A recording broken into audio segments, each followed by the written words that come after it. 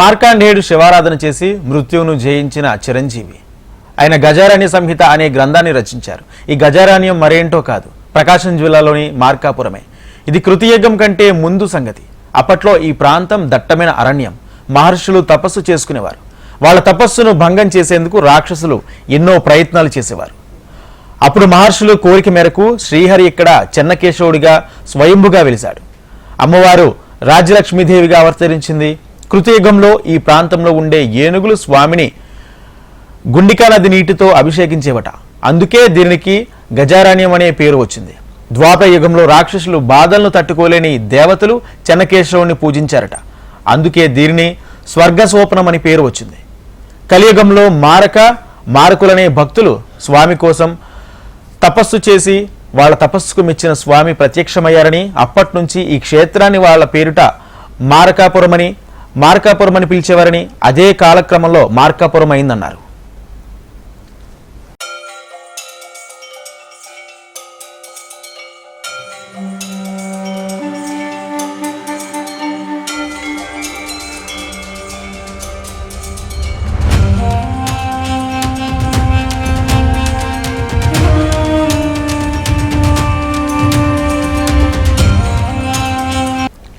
పన్నెండవ శతాబ్దంలో పలనాటి రాజు మలిదేవుడు గురజాలలోని జరిగిన కోడి పందాల్లో ఓడిపోయాడట.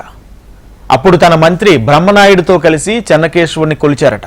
ఈ విషయాన్ని పల్నాటి వీర చరిత్రలో శ్రీనాథుడు ప్రస్తావించాడు.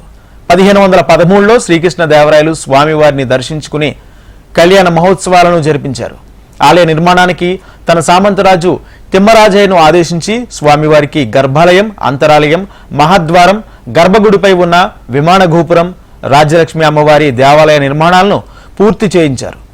అచ్యుతదేవరాయలు ఈ ఆలయంలో లక్ష్మీనరసింహస్వామి, వేణుగోపాలస్వామి, రంగనాయక స్వామి, గోదాదేవి, రామనుజుల వంటి మరికొన్ని ఆలయాలు నిర్మించారు. గాలిగోపురం నిర్మాణం వివిధ దశల్లో జరిగింది. 1920లో అప్పటి తాలూకు కచేరీ గుమస్తా పోనంగి లింగరాజు 2 అంతస్తులు నిర్మించారు. తర్వాత 7 అంతస్తులను నాటి మెజిస్ట్రేట్ రాయసం సంఘేశ్వరరావు భక్తుల సహకారంతో పూర్తి చేశారు. 1936లో గోపుర కలశ స్థాపన, మహాసంప్రోక్షణ, కుంభాభిషేకం నిర్వహించారు. ఇక విశేషాలకు అలవాకంగా మార్కాపురం చెన్నకేశ్వర ఆలయాన్ని ఎన్నో ప్రత్యేకతలు ఉన్నాయి.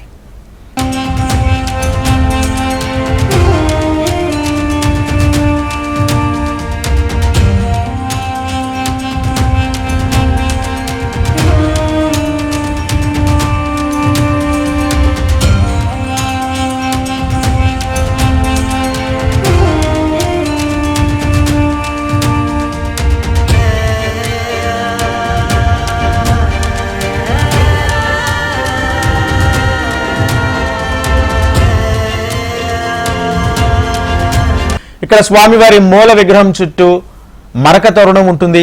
కృతయుగం కంటే ముందే ఉన్న ఈ తోరణంపై దశావతారాలు ఉండడం విశేషం. సాధారణంగా శ్రీహరికి కుడి చేతిలో సుదర్శన చక్రం ఉంటుంది, కానీ ఇక్కడ ఎడమ చేతిలో ఉంటుంది. స్వామి ఈ చక్రంతోనే కేశ అనే రాక్షసుని సంహరించారట.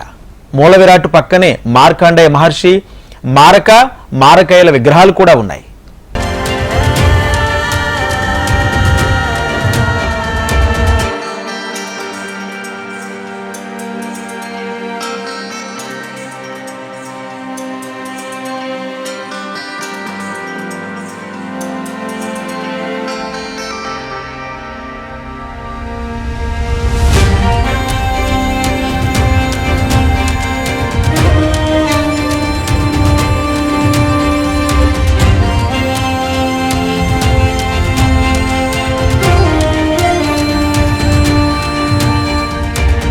చెన్నకేశవుని బ్రహ్మోత్సవాలు వేదకాలం నుంచి జరుగుతున్నాయని గజారణ్య సంహితలో ఉంది. ఆ సమయంలో 12 రోజుల పాటు వాహనోత్సవాలు జరుగుతాయి. ఏటా చైత్ర శుద్ధ చతుర్దశి రోజున బ్రహ్మోత్సవాలకు అంకురార్పణ, పౌర్ణమి నాడు ధ్వజారోహణ కార్యక్రమాలు నిర్వహిస్తారు. సూర్య, చంద్ర, సింహ, శేషయాలి, పొన్న, హనుమ, గరుడ, గజ, అశ్వ, హంస వాహనోత్సవాలు ఉంటాయి. బ్రహ్మోత్సవాల్లో ప్రధానమైంది రథోత్సవం. దీనికి సుమారు 1,00,000 మంది భక్తులు హాజరవుతారు.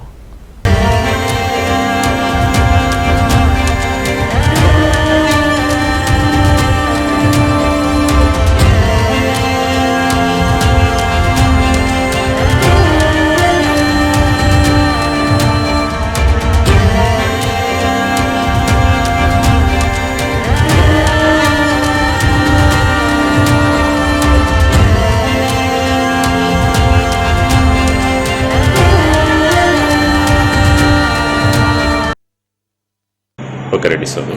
జై శ్రీమన్నారాయణ, జై చెన్నకేశ్వర, శ్రీ లక్ష్మీ చెన్నకేశ్వర దేవస్థానం, మార్కాపురం, ప్రకాశం జిల్లా, ఆంధ్రప్రదేశ్. స్వామివారు 4 యుగాల నుంచి ఇక్కడే ఉన్నారని చెప్పి మనకు స్థల పురాణము. కృతయుగే గజారణ్యే త్రేతాయ మాధుపరి ద్వాపరే స్వర్గ సోపానం కలియొచ్చే మార్కాపురం.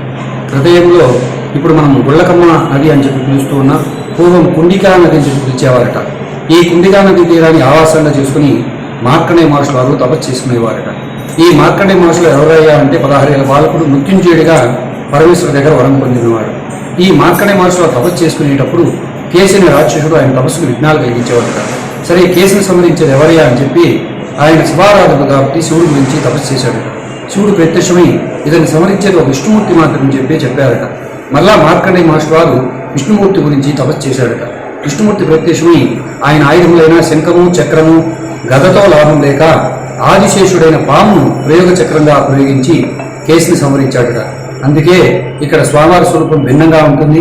ఎక్కడైనా విష్ణుమూర్తి స్వరూపం శంఖచక్రములు, కుడి చెయ్యి అభయహస్తము, ఎడమ చేతిలో గద ఉంటుంది. కానీ ఇక్కడ స్వామివారి స్వరూపం మాత్రం శంఖచక్రములు, కుడి చేతిలో గద, ఎడమ చేతిలో పాము ఉంటుంది. ఈ పామును ప్రయోగ చక్రంగా ప్రయోగించి కేసుని సంహరించాడు కాబట్టి స్వామివారు ఇక్కడ కేశవనామంతో వెలిసినారని చెప్పి, అదేవిధంగా స్వామివారు అందంగా సుందరంగా ఉన్నారని, చెన్న అంటే అందమైన సుందరమైన చెన్నకేశ్వర స్వామిగా వెలిసినారని చెప్పి కూడా మనకు స్థల పురాణం ద్వారా తెలుస్తుంది. అదేవిధంగా స్వామివారికి కుడి ప్రక్కన మార్కండేయ మహర్షులు వారు ఉంటారు. ఈ మార్కండేయ మహర్షుల వారి పేరు మీదుగా మొట్టమొదటిగా ఈ ప్రాంతము మార్కండేయపురంగా ప్రసిద్ధి చెందిందని చెప్పి, కాలానుగుణంగా కలియుగంలో కుల దంపతులు మారికా మారన్న అనే కుల దంపతులు స్వామివారికి గర్భాలయ నిర్మాణం చేశారట. వారికి ఏమడం కావాలో కోరుకోమంటే ఇప్పుడు ఈ పాదాల చెంతనే ఉండాలని చెప్పి స్వామివారు ఐక్యమైపోయారని, ఈ మారికా అనే కులవనిత స్వామివారికి గర్భాలయ నిర్మాణం చేసింది కాబట్టి ఆమె పేరు మీదుగా ఈ మార్కండేయపురము మార్కాపురంగా ప్రసిద్ధి చెందిందని చెప్పి కూడా మనకు స్థల పురాణం ద్వారా తెలుస్తుంది. అదేవిధంగా స్వామివారు దశావతారంతో ఉంటారు.